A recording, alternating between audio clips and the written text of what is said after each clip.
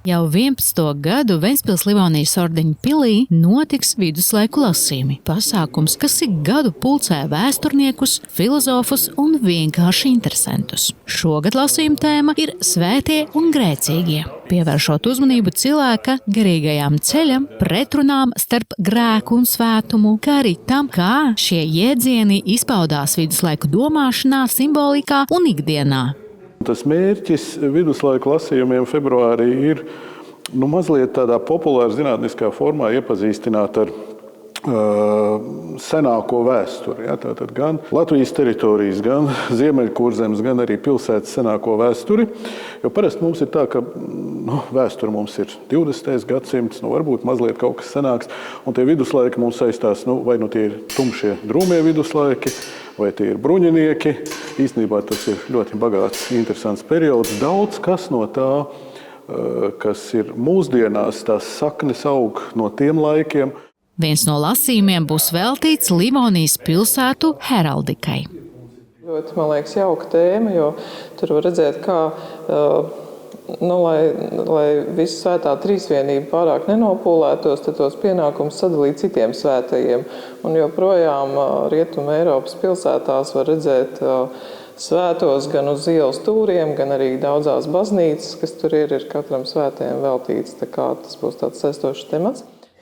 Andris Priede iepazīstinās ar stāstiem par bijušiem grēciniekiem Doroteju un Jutu, kuras meklējot garīgu ceļu, izvēlējās asketiskus vingrinājumus kā pārlūgumu par jaunības grēkiem. Tā gandarīšanas praksa, tas ir, kā grēcinieki kļūst par svētajiem, teiksim, tā vienkārši runājot.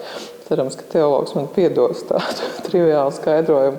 Vēsturnieks Andris Amoliņš iepazīstinās klātesošos ar īpašu vēsturisku liecību. Ventspils misāles fragmentu, kas līdz šim tiek uzskatīts par senāko zināmo mūzikas pierakstu Latvijas teritorijā.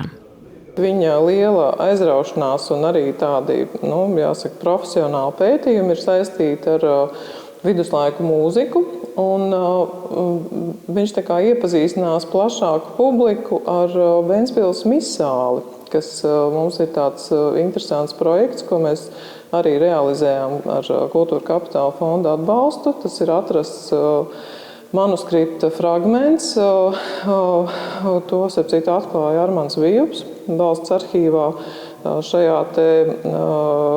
Šis fragments atklājās, tajā bija iesieta vienkārši cita laika posma dokumenti, Ventspils rātas protokolu fragmenti. Lasījuma programmu noslēgs filozofs Ilmārs Šlāpins. Stāstīs par šo te fenomenu, kas parādās kristietībā, par netrūkdošajiem svēto pīšļiem. Un saistīs to arī ar musulmanismu un citām tādām tradīcijām. Organizatori uzsver, ka lasījumi tiek pasniegti saprotamā un aizraujošā formā, lai tie būtu interesanti ne tikai nozares speciālistiem un vēsturniekiem, bet arī ikvienam, kurš kaut nedaudz interesējās par vēsturi un viduslaiku pasauli. Tas ir domāts plašai publikai, cilvēkiem, kam ir kaut vai mazliet interesi par vēsturi. Ja?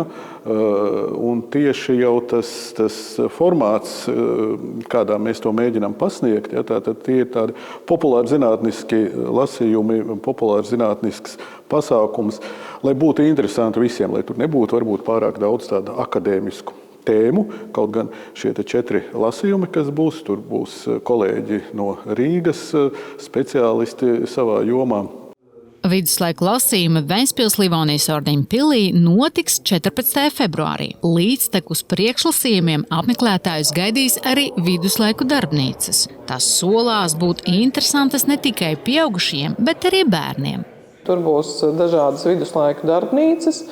Tas mums būs sadarbībā ar seno cīņu klubu un vēstures rekonstrukciju klubu Rodenpois. Tur varēs apskatīties, kā darina vairogu, varēs uzspēlēt dažādas kauliņu spēles kopā ar runātīgo viesturu āboliņu.